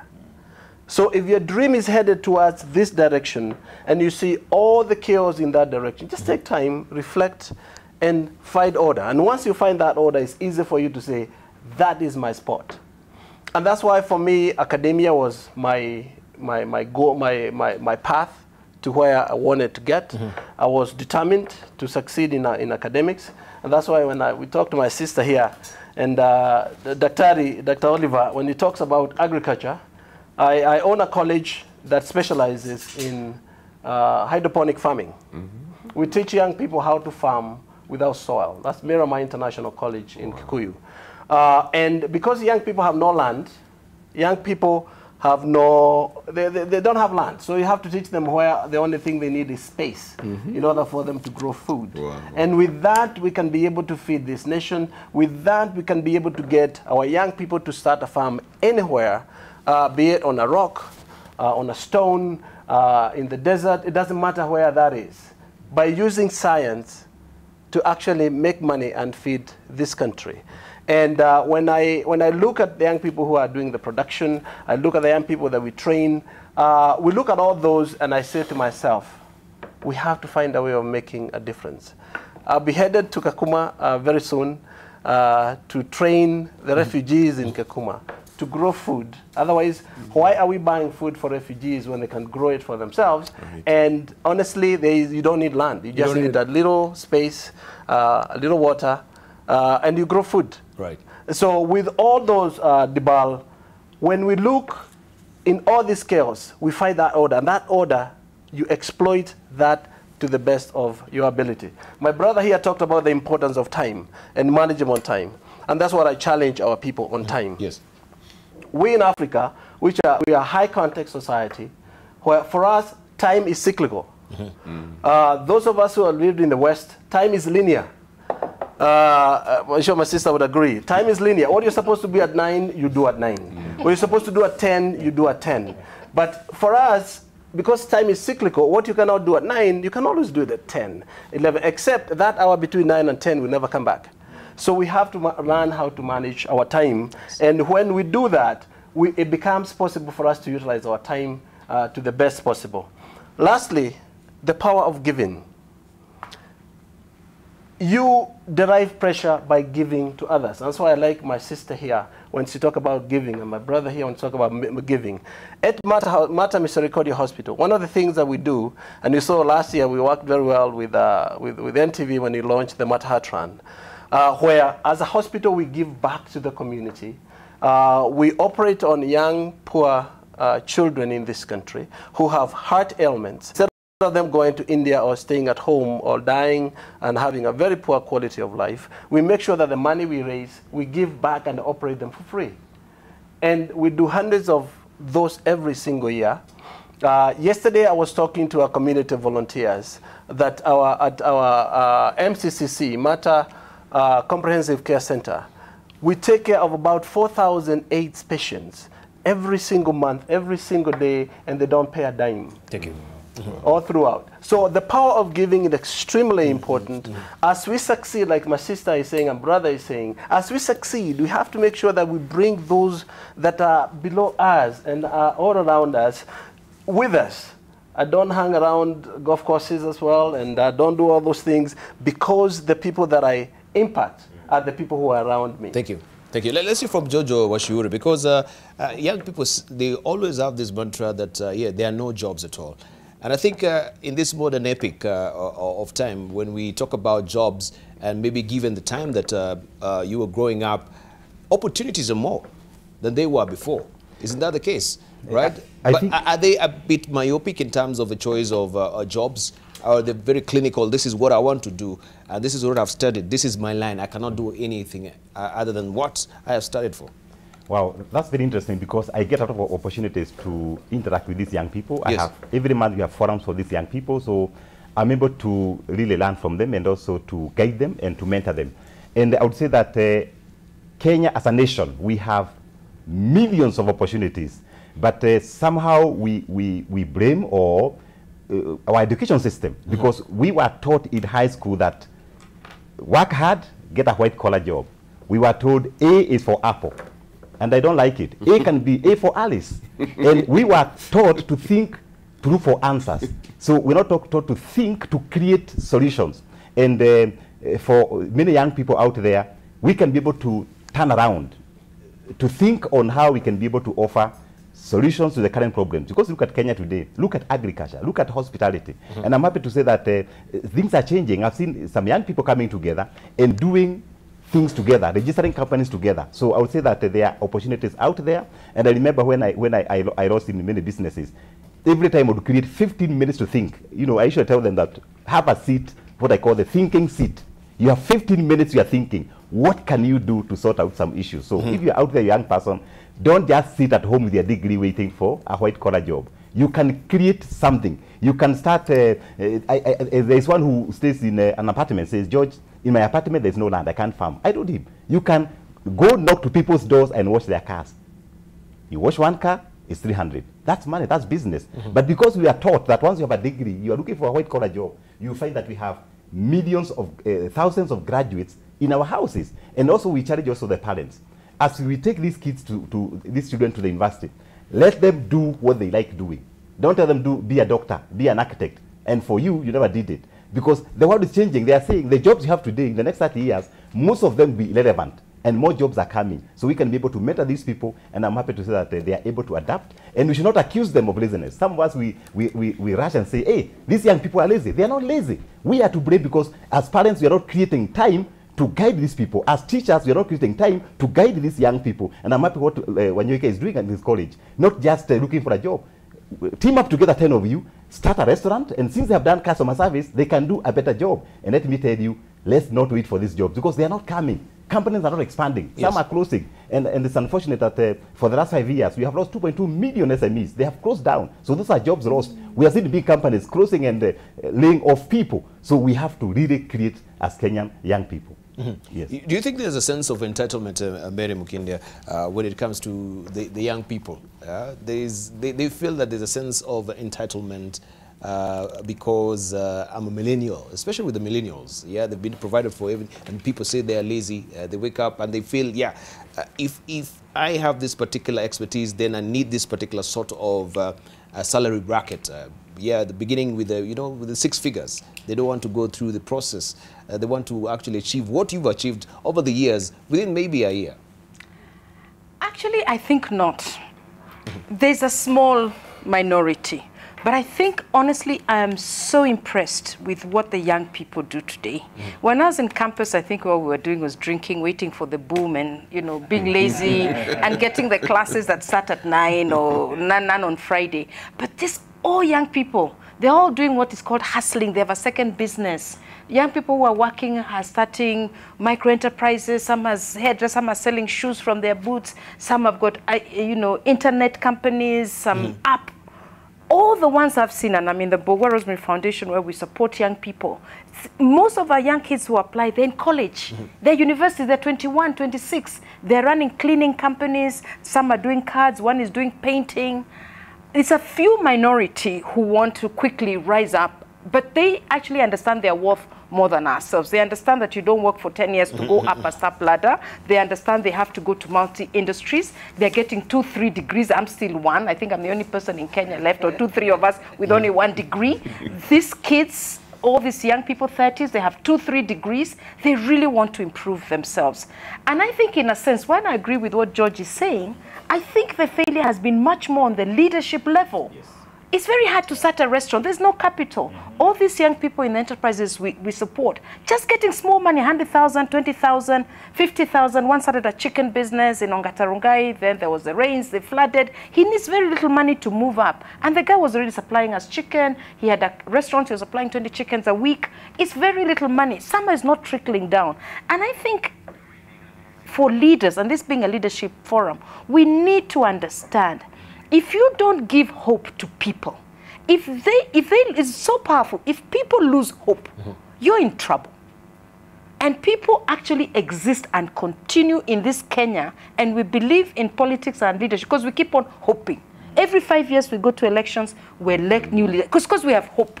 Something's going to change. Do you remember when the Mbwagabo government came into place? Kenya were the most, I think, optimistic people in the world. We had such hope that things were going to change. And sure enough, they did change. I mean, the roads that we have seen, the development we have seen, but there's still so much more to go. And I say, leaders who don't listen, first word is listen. As coaches, we say, listening, active listening does not happen. Having a positive attitude and encouraging these people. People are taking decisions. Look at Nairobi County. We decide no matatus in town. The next day, we decide parking fees. We don't care. And if people sense you don't care, there's no hope, and they lose that hope, then we're going to be in big trouble. So for me, is that the leaders need to understand that hope renews faith. That if I have hope, then I'm renewed. I have a belief in that thing. I have a belief in a new Kenya, a new city council, in a new something, then I will persist. Hope builds self-confidence. You say, actually, I can do it. It's okay. Tomorrow was terrible. Even if you're depressed, you just get up and have a shower. You feel, I just had a shower. That's a very big step for that depressed person. It's okay. Tomorrow, I'll do more than just have a shower. Maybe I'll take a walk outside. Thank you. You see what I mean? So it's important that leaders understand hope renews faith, builds confidence, promotes self-empowerment and you know, and clarity, and more importantly, it increases productivity and it's leaders to give hope. That for me is one of the problems that I see on a self-aggradation and not really understanding what it means for the people. Right, thank you. Let's see from Oliver Kisaka, especially on, I think this was alluded to also by Professor Mwenja, the work ethic. How critical is it maybe when you know the world is changing? Of course, the landscape is changing with the digital disruption as well, but you still have the same work ethic. Okay, thank you, Debarl, and again, I continue to appreciate very much what my colleagues are saying on the panel. I think for me, the last 10 to 15 years have been amazing years of learning. When it became clear to me that the God who created this world is able to sustain it, and that the principles he has put for its sustenance are very basic. They are reachable by everybody. I'll tell you just one or two. He says, look at the birds, look at the trees. They don't labor, they don't strain, but I take care of them. Are you not worth more than the birds? But what he has done is to create us different from the birds. We are created in his own image. Birds may be provided for in that way. For us, we've got to work. And an honest work is blessed by God. It doesn't matter where, as long as it's an honest work. The thing that is important is for people to realize that that work does not sustain me. It is God who sustains me. Now, he creates an opportunity for me to work wherever, for me to learn, for me to grow, for me to mature, for me to develop my creativity, for me to learn different ways, for me to learn how to fail and to rise up from failure. The reason he gives me this opportunity today is because he's developing the person. He is not hindering the person. Now, if I earn, and I can use real life examples. I called this sister to my office. She came, we sat down, and she was really in a very difficult situation. She could even be watching and could attest to this because I wrote her testimony in my book. She was really discouraged. She had lost her job. She had 4 children. She'd been forsaken by her husband, and life was not just looking that she was going anywhere. And I called her to restore her confidence in herself. You are created in God's image. Begin there. Whether you have a job or not doesn't matter.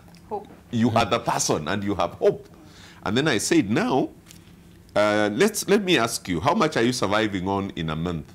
And she said, it's so bad, 2,000 shillings. I told her, instead of pitying yourself, let's begin this month. Just give thanks to God and say, Father, look how we are struggling. But we are here. We are not dead. So open our minds. And this sister, I gave her some little support and said, now, when you get home, go put this 2,000 together, take a bit of this money, go to church and say, Lord, thank you for watching over us. And do that every month. Look at what God has done for you and just say, we thank you, Lord. And then look for the next opportunity. So hard work goes with a recognition that my support actually comes from God. He's the one who opens my doors. That sister, as I speak to you today, owns a school, yes, and is employing people. Just change of attitudes, recognizing that I can begin where I am, and I can recognize that the God who has given me this opportunity is actually looking for worship. And every human being needs to know this. God desires worship. It is the only thing you can give to God. All other things he gives to you, worship him. Now, once you recognize that it is God who sustains me, that's what the birds do every morning. 6 a.m., they are up, lovely, singing praises and just enjoying and trusting God for where next. And God is going to guide them. So I want to tell all the young people out there, as I tell myself, because the things I am saying have actually happened in my own life, that God can sustain you in whatever corner, in whatever circumstance, as long as you know that when he gives me 5 shillings, let me not eat it all. Let me come back with a 50 cents or a 1 shilling and just say, thank you for making this available to me. I recognize it came from God. There will be a difference in the space of 6 to 7 months.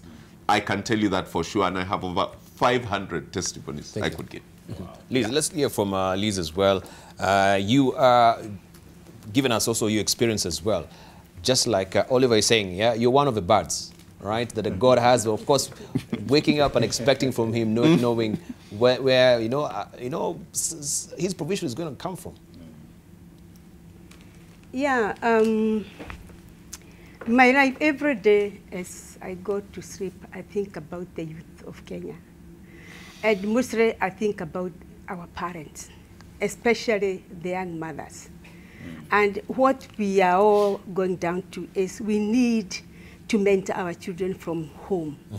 If we don't start from home, it will take longer for a young person to straighten up. How you grow up, actually, it can show what you are going to do, because I live with these young people. I am listening to them. I'm listening to their mothers. And I can assure you people, most of the problems that our students or our children are encountering, they come from home. You may not know how, but it really affects them in a way you never imagine. Because if you and your husband are having problems, you may think that the kids are not affected, but I can tell you for sure, through my own experiences, not reading books, that if they can open up to you the way some of them open to me, you'll be shocked. I've had stories, scaring stories, of sick kids who are walking around like that aimlessly because the mother is not there, and getting raped by young people. And she goes home, she cannot talk to anybody because the mother is not there, and that thing lives with her, and it will come up one day. Rape victims may appear to be okay, but one day in their life it comes, it reappears. So all this is because the parents need to talk. We need to talk to our students, or our children. I keep on talking about students because I leave students. I love my students, and they know that.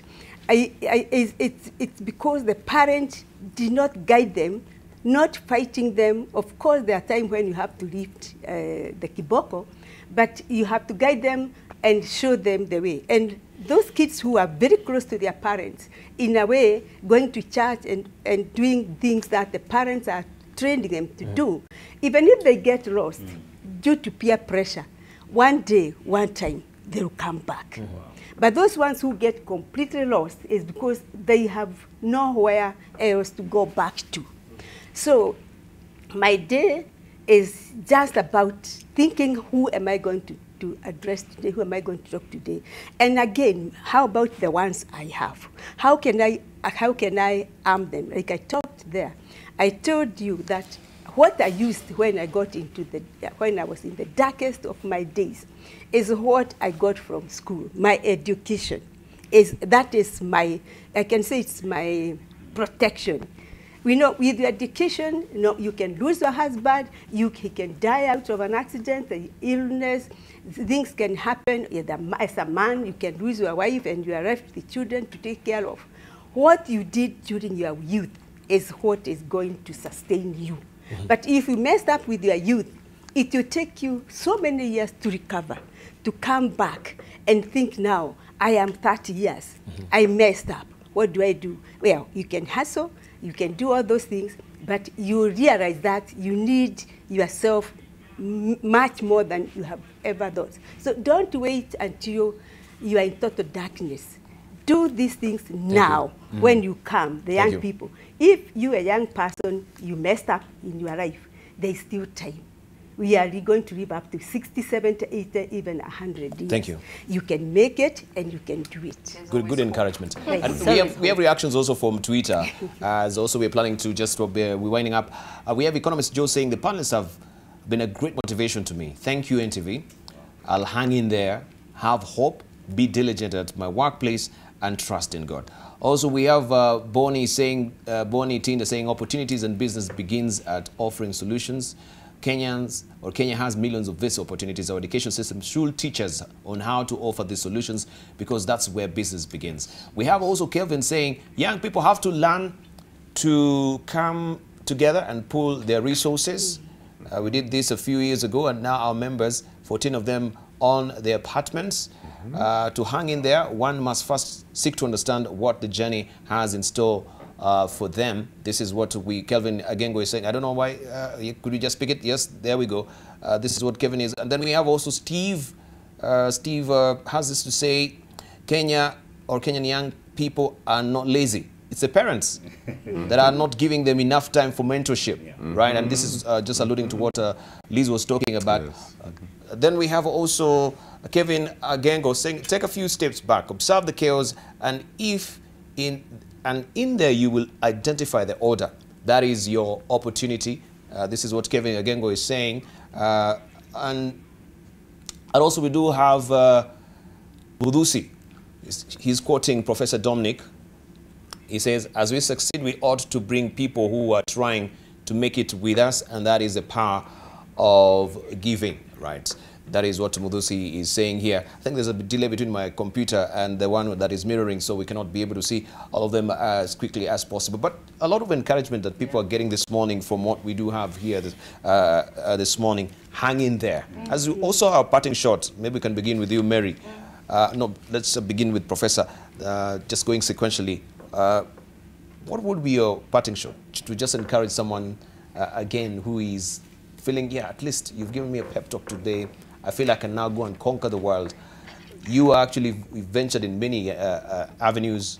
Education. You're also a farmer. You don't need the land. You can do the hydroponic farming. 20 seconds.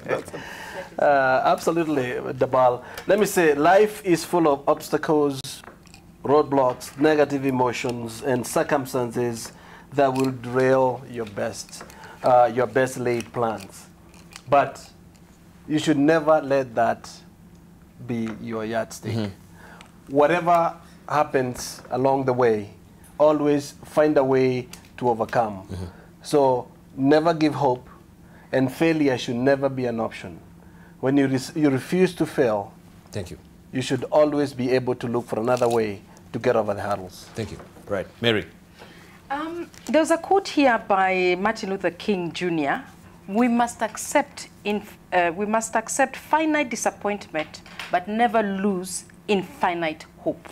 And my tip and my final short is that I've talked a lot about the leadership side, but personally, how have I hanged in there? How have I managed never to lose hope? I think, and Professor Saka kind of, brought it out in me, is this being thankful. If you honestly, every day for every little thing, just be thankful. When I'm finished, no Uber money, I say, at least I woke up this morning, I'm thankful. I can eat. I'm actually ability to eat. Some people don't have mouths. Or I have my arms and my limbs. Yes. I have a roof over my head. Just being thankful for something. Thank you. Thank small. You're good. Remember to be thankful. Yeah. Right. Jojo Shuri, your parting shots.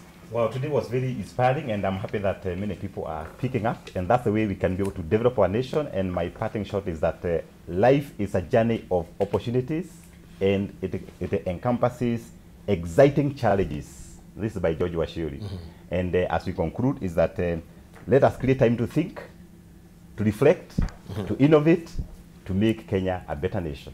Thank you. Thank you very much. Oliver Kisaka. Okay, I would refer to Romans 5:4 and 5. It actually says that trials create patience, and patience creates experience, and experience creates hope.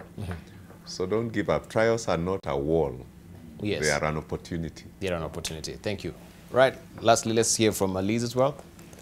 Yeah, what I can tell the young people out there, that jobs are there, but they are reserved for only those people who are willing to work. If it is in the business, you do your business. If it is in an office, take the job and make it your job and do it. But most people are getting jobs and losing them because they feel, oh, my boss is this, my boss is doing this. And you find that you lose a job and then you'll be hopping from place to place. Your job will be taken over by somebody else because there are many people. So just be focused and remember your youth, your old age is supported by the youth. What you do now is what you Yes. for tomorrow. Right. We are what we are. What we were then. That is what they normally say. So it is pivotal what you do as a young man, as a young woman. Thank you very much, Mary Mukinde. We really do appreciate you coming through this morning, Executive Coach. Also, we thank you, Professor Dominic Tumwenja, who is a CEO of Mater Hospital, also an educationist. Thank you for, also a farmer. Thank you for coming through. Also want to thank you, Liz Wanyoike, who's the entrepreneur of 2018. And also the principal of NIBS Technical College, and also the proprietor of Emery Hotels. Thank you for coming through. And also Jojo Shuri, who's the founder and CEO of Optiven Foundation. Thank you for coming through. And the CEO of Korat Africa. This is Dr. Oliver Kisaka. I leave you with Abdallah Madamba, who is saying that, hang in there. This is from Twitter. It will come. God is faithful. For the vision is yet for an appointed time. But at the end it will speak, and it will not lie. Though it tarries, wait for it, because it will surely come. It will not tarry, because God is faithful all the time. And I leave you also with that word from Proverbs 13:14, which says, hope deferred makes the heart sick, but the heart that is fulfilled is a tree of life. Don't lose hope. Hang in there, because of course, God is watching and is faithful to watch over his word as well. Thank you very much for your valued company. And of course, I can see your reactions on Twitter. Let's continue the conversation. Hang in there, because all is not lost.